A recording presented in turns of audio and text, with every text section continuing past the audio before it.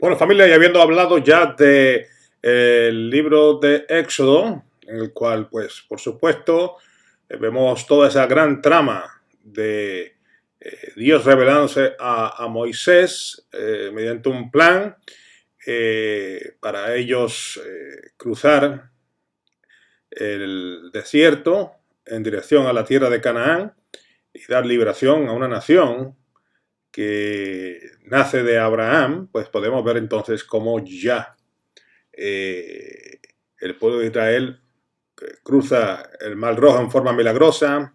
Dios destruye el ejército egipcio y vemos como ya entonces el pueblo se acerca al monte Sinaí. Allí tiene la ley que Dios le da a su pueblo y vemos entonces como luego Dios revela a Moisés el plan, los materiales y el contenido para el tabernáculo. Vemos un santuario que es básicamente transportable porque ese era el plan de Dios. No quería que el pueblo se quedara en el desierto. El plan definitivo del Señor era que llegaran ellos a la tierra de Canaán. Así que ese era un santuario transportable. Y básicamente el tabernáculo se convierte en el símbolo visible de la presencia de Dios para todo el pueblo. Y esta presencia de Dios mediante el tabernáculo básicamente es tipo de Jesús, quien se hizo carne y habitó entre su pueblo, como lo podemos ver en Juan capítulo 1, verso 14. Así que esa es en gran medida la esencia de lo que es el libro de Éxodo. Y ahora, en este video, vamos a entrar a el tercer libro de la Torá, que es el libro de Levítico. Y el título Levítico proviene de la versión Septuaginta, es un nombre del griego del Antiguo Testamento. El nombre en realidad dado a este libro en el idioma hebreo es Vayikra, que quiere decir y él llamó.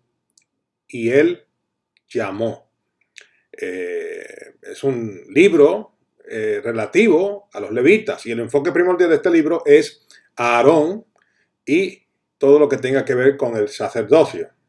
La edición que se desarrolló a partir de las instrucciones divinas son las siguientes. Todo descendiente de Leví,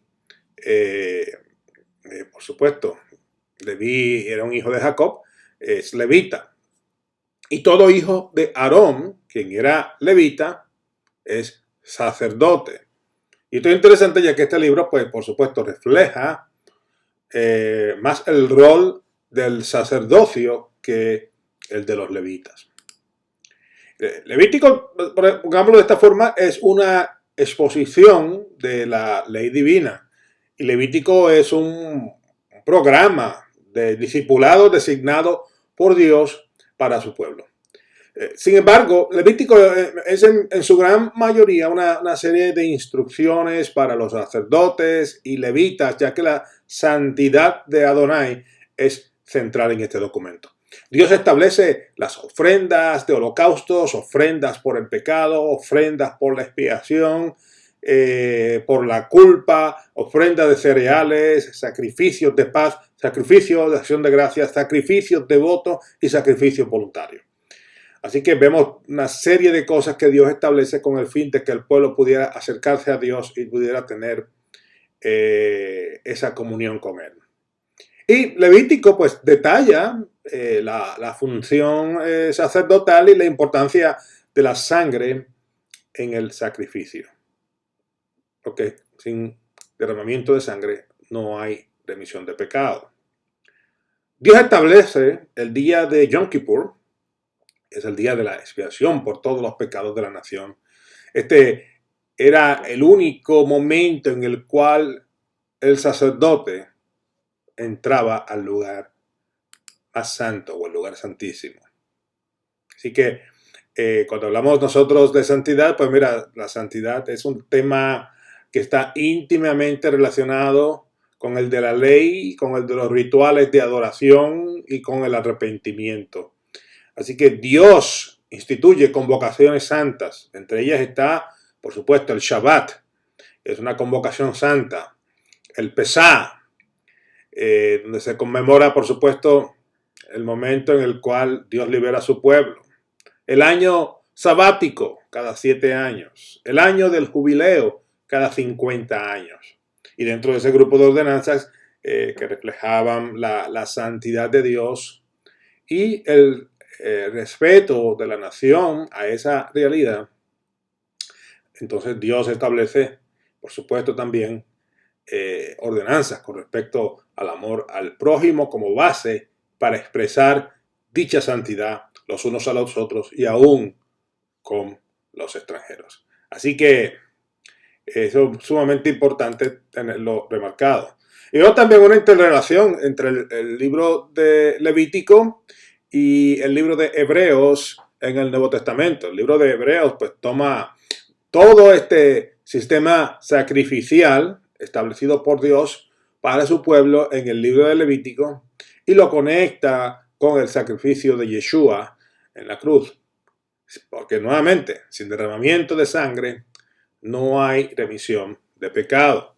Así que Yeshua es el Cordero inmolado en propiciación por nuestros pecados. Mientras que la sangre de animales pues proveía una expiación temporera por los pecados de las personas, la sangre de Cristo nos da una permanente reconciliación con Dios y los seres humanos. Así que esa es la esencia de lo que es el libro de Levítico. Ahora bien, ya habiendo llegado hasta ahí, vamos a movernos en la dirección del próximo libro, que es el libro de Números. Y Números se conoce en el idioma hebreo como Bamidbar, que significa en el desierto. Y el libro de Bamidbar en el desierto es el libro que los cristianos pues siempre hemos llamado Números. La razón primordial por la inclusión de este libro en el canon tanto hebreo como cristiano es el poder nosotros conectar la historia del pueblo hebreo como cristiano, conectar esa historia del pueblo de Israel desde el pacto con Dios en el monte Sinaí hasta el periodo en el cual ellos llegan a la orilla del río Jordán en Moab, lo que hoy es Jordania. El libro de Números pues abarca un periodo de unos 38 años y 9 meses de historia del pueblo judío o del pueblo israelí mientras peregrinó por el desierto. La generación, por supuesto, que sale de Egipto pues muere con la excepción de Josué y de Caleb. Y el nacimiento de una nueva generación lista para poseer la tierra que Dios había prometido. Ya nosotros conocemos la historia de que se enviaron 12 espías para ver la tierra prometida y cuando regresan, pues 10 de los 12 espías traen un reporte negativo donde ellos indican que es imposible el poder tomar la tierra. Mientras que 2 de ellos, Josué y Caleb, ellos indican que al contrario, que la tierra tiene grandes desafíos, pero Dios les había prometido la tierra y que ellos creían a Dios y que iban a poder poseer la tierra. Lamentablemente el pueblo creyó el reporte de los 10 espías. A veces nosotros pensamos que porque la mayoría de las personas piensan algo, eso significa que eso está correcto. Y la realidad es que no siempre es así. Y a lo largo de la historia tenemos muchas realidades como esa. Tomemos el caso del nazismo en Alemania, en el cual pues la mayoría de las personas en Alemania pues tenían un rechazo a todo lo que no fuera sangre aria y especialmente a los judíos, y vemos que, bueno, había una minoría que estaba en contra de eso y esa minoría fue por mucho tiempo callada, pero bueno, eventualmente surgió la verdad. La verdad era que la mayoría del pueblo alemán estuvo equivocado y que fueron a una Segunda Guerra Mundial en forma equivocada y hasta el día de hoy Alemania pues carga con el peso de 6 millones de judíos quienes fueron asesinados debido a todo este sistema. Y de la misma manera tenemos otros ejemplos a lo largo de la historia. Yo creo que en el siglo XXI estamos más que nunca viviendo ese tipo de experiencia en la cual la mayoría de la gente piensa en una cosa, pero están equivocados y al final pues lo que tenemos nosotros es un desastre. Y justamente, pues, como parte de esa naturaleza humana que tiene la tendencia a escuchar la voz de la mayoría en vez de hacer un examen a los hechos, en el caso del pueblo de Israel, pues cometió también ese error de escuchar a la mayoría de los espías, terminando ellos en el desierto por casi 40 años. Y no solamente eso, sino que murieron en el desierto sin poder entrar a la tierra prometida, con la excepción de los dos únicos hombres que creyeron que sí se podía entrar, y estos eran Josué y Caleb. Así que la verdad que es bien interesante ver todo esto. Vemos que este libro de Números es el registro, ¿no?, de los hechos portentosos de Dios en medio de su pueblo por casi 40 años. Y el libro de Números pues se divide en tres partes. Vemos el pueblo de Israel en el monte Sinaí, después vemos el pueblo de Israel en Cades, y después vemos el pueblo de Israel en Moab. En el Sinaí se hace, digamos, el primer censo oficial, se organiza el pueblo en tribus, se divide también en campamentos, y cada campamento tenía su líder, cada tribu tenía su líder, así que habían líderes tribales. También se establecen diversas leyes. Aquí nace también el famoso voto nazareo. Y por supuesto, Dios está en medio de su pueblo en forma de nube y de llama de fuego. Y desde Sinaí parten hacia el área de Cades en el desierto de Parán. Y es aquí en donde Moisés envía a los 12 espías a inspeccionar la tierra prometida. Dios, por supuesto, ya les he mencionado esta historia de que Dios enjuicia al pueblo en varias ocasiones, y justamente ocurren aquí en el desierto del Parán. Por ejemplo, ocurre la rebelión de Coré, Datán y Abiram, en la cual se abre la tierra y se traga a Coré, Datán y Abiram y a sus familias. Y vemos una serie de juicios por el hecho de que el pueblo estaba tan desorientado que se rebeló en contra del Señor, y Dios tuvo que tomar acción para que la gente regresara a donde tenían que regresar. Y ya entonces del Sinaí el pueblo se mueve a Moab, y en Moab Israel recibe, por supuesto, oposición por parte de los edomitas. Vemos también la historia en la cual Balaam, un profeta de aquel entonces, que no era hebreo, pero era profeta, pues bendice a Israel cuando el rey Balac lo contrata para que fuese y maldijese al pueblo, pero no pudo hacerlo. En el camino, pues, Dios envió un ángel, y Balaam, pues, andaba montado sobre un asno, y dice la Biblia que en el camino, pues, cuando el asno ve el ángel, pues, trata de desviarse del camino, y claro que Balaam se pone furioso porque no sabía que había un ángel frente, y empieza a golpear el animal, y de pronto se abre la boca del animal y el animal empieza a hablar. Y ya conocemos la historia del asno que habló. Así que eventualmente, pues, Balaam se da cuenta de que hay un ángel, y ya conocemos el resto de la historia, que Balaam va y hace todo lo opuesto a lo que el rey Balac le había pedido, que es, Balac le pidió que maldijera a Israel, y él fue y lo bendijo. Es una historia sumamente poderosa.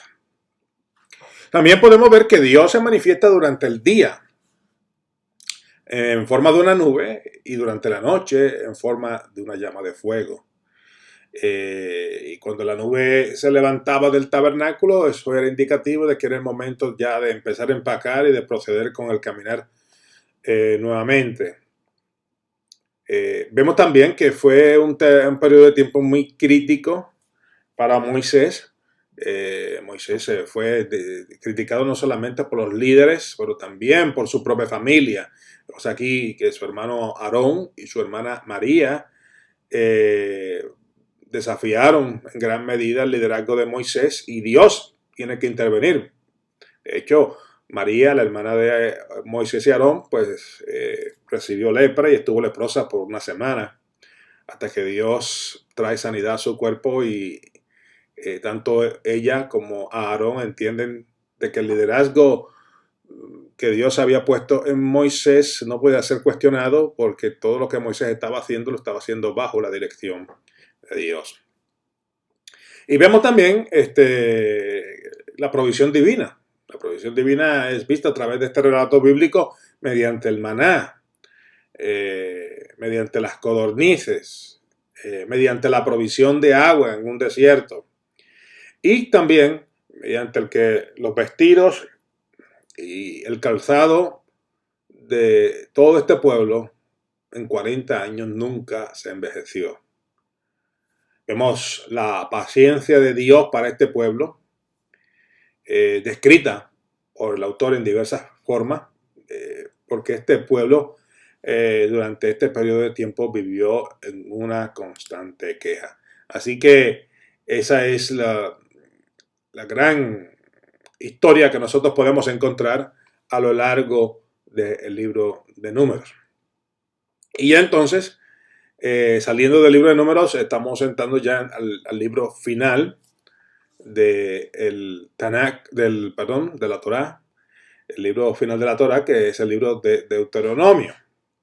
Y Deuteronomio es conocido en el idioma hebreo como Devarim o palabras. Palabras, es lo que nosotros los cristianos le llamamos Deuteronomio, pues en el idioma hebreo es Devarim. Este libro registra los 3 últimos discursos de Moisés. El primer discurso es pronunciado en la tierra de Moab. El segundo discurso fue dado cerca del al río Jordán, en el territorio ya de los amorreos. Y finalmente el último discurso fue dado en el territorio moabita. Tanto el territorio de Moab como el territorio de los amorreos es a orillas del río Jordán y son hoy parte del reino de Jordania. Deuteronomio es un recuento, por supuesto, del trato de Dios con su pueblo a través de un periodo de 40 años y el recordatorio del pacto entre él con su pueblo.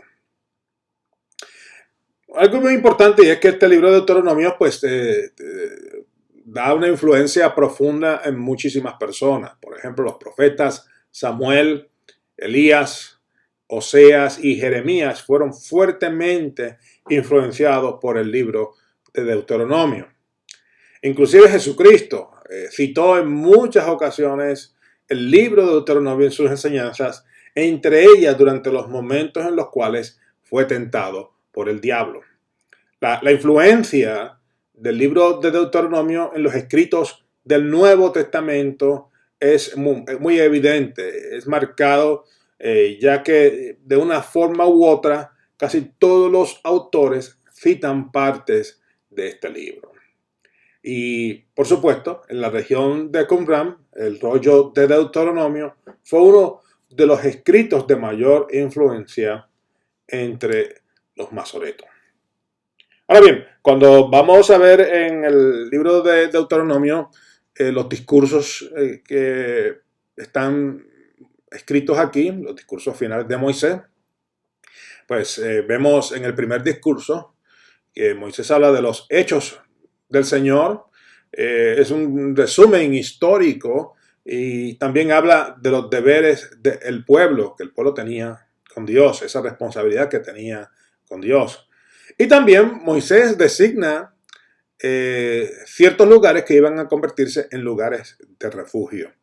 Estos lugares de refugio eran lugares, por ejemplo, si una persona accidentalmente pues mataba a una persona, pues tenía la oportunidad de escapar y llegar hasta esa ciudad de refugio y una vez estuviera dentro de la ciudad de refugio, nadie lo podía matar, tenían que esperar un proceso de juicio, así que esa era la forma de poder ellos establecer justicia para personas que quizás en una forma accidental mataran a otra persona. Y bueno, se establece de esa manera. El segundo discurso que tiene Moisés tiene que ver con la ley del Señor, las cláusulas del pacto, como los 10 mandamientos, la tierra prometida y sus desafíos. Y básicamente Moisés concluye con los grandes hechos que Dios había hecho a lo largo de esos 40 años y la respuesta del pueblo a esos hechos por parte de Dios.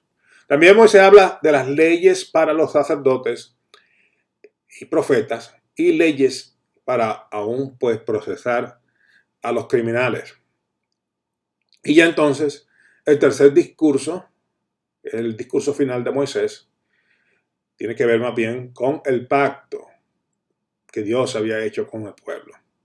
El propósito de la revelación de Dios y por supuesto las palabras de despedida de Moisés al pueblo antes de subir al monte Nebo y allí morir. Cuando nosotros miramos el libro de Deuteronomio, pues tenemos que también observar que tiene una gran teología. La teología de Deuteronomio ha sido parte integrante de la vida y pensamiento religioso tanto de los judíos como de los cristianos.